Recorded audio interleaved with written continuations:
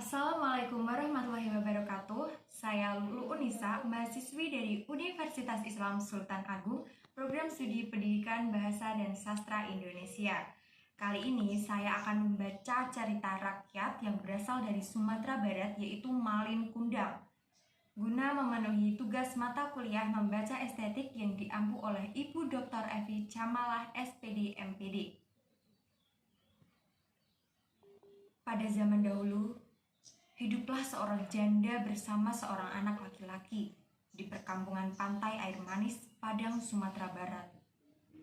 Perempuan itu bernama Mande Rubayah, sedangkan anak laki-lakinya bernama Malin Kundang. Sejak kanak-kanak, Malin Kundang sudah ditinggal mati oleh ayahnya. Pada saat Malin menginjak dewasa, ada kapal besar yang berlabuh di pantai air manis. Kedatangan kapal tersebut meneguhkan hatinya untuk pergi merantau.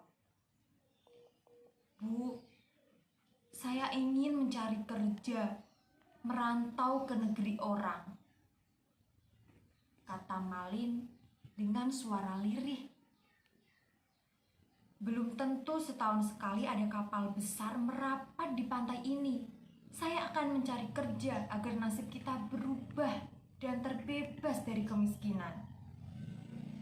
Meski dengan berat hati, akhirnya Mande Rubayah pun mengizinkan anaknya pergi. Hari berganti, bulan berjalan, dan tahun berbilang. Malin telah pergi meninggalkan kampungnya tanpa pernah memberi kabar kepada ibunya. Pada suatu hari, sebuah kapal besar berlabuh di pantai air manis. Melihat hal itu, Mande Rubayah ikut berdesakan mendekati kapal tersebut. Ia sangat yakin bahwa lelaki muda itu adalah Malin Kundang. Tanpa canggung, ia langsung memeluk erat Malin Kundang, seolah takut kehilangan anaknya lagi. Lalu, ia pun menyapa Malin dengan suara serak karena menahan tangis bahagia. "Malin, Malin anakku, mengapa begitu lamanya kau meninggalkan ibu?" Malin terpana karena ia tak percaya bahwa wanita itu adalah ibunya.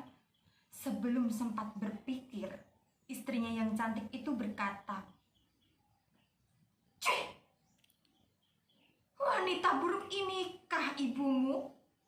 Mengapa kau membohongiku?" Lalu dia berkata lagi, "Bukankah dulu kau katakan ibumu adalah seorang bangsawan yang sederajat dengan kami?"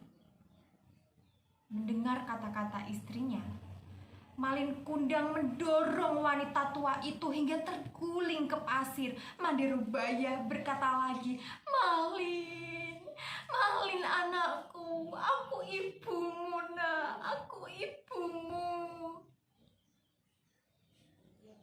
Malin Kundang tak menghiraukan perkataan ibunya. "Hei perempuan tua, ibuku tidak sepertimu. Engkau tampak sangat miskin dan kotor," kata si Malin sambil mendorong wanita tua itu hingga terkapar pingsan. Ketika Mande Rubayah sadar, pantai air manis sudah sepi. Di laut dilihatnya kapal Malin semakin menjauh. Hatinya perih seperti ditusuk-tusuk. Tangannya menengadah ke langit. Ia kemudian berseru, "Ya Allah yang Maha Kuasa, kalau dia bukan anakku, aku maafkan perbuatannya tadi. Tapi kalau memang dia anakku, Malin Kundang, aku mohon keadilanmu." Tidak lama kemudian, cuaca di tengah laut itu yang tadinya cerah mendadak berubah menjadi gelap. Entah bagaimana awalnya, tiba-tiba datanglah badai besar menghantam kapal Malin Kundang. Seketika kapal itu hancur berkeping-keping, kemudian terempas ombak hingga ke pantai. Keesokan harinya, di kaki bukit terlihat kepingan kapal yang telah menjadi batu. Itulah kapal Malin Kundang. Tak jauh dari tempat itu nampaklah sebongkah batu yang menyerupai tubuh manusia. Konon itulah tubuh Malin Kundang, anak durhaka yang terkena kutukan oleh ibunya yang menjadi batu. Di sela-sela batu itu berenang ikan teri, ikan belanak, dan ikan tenggiri. Konon, ikan-ikan itu berasal dari serpihan tubuh sang istri yang terus mencari Malin Kundang. Terima kasih. Nah, itu tadi adalah pembacaan cerita rakyat Malin Kundang yang berasal dari Sumatera Barat. Kurang lebihnya saya mohon maaf. Terima kasih. Wassalamualaikum warahmatullahi wabarakatuh.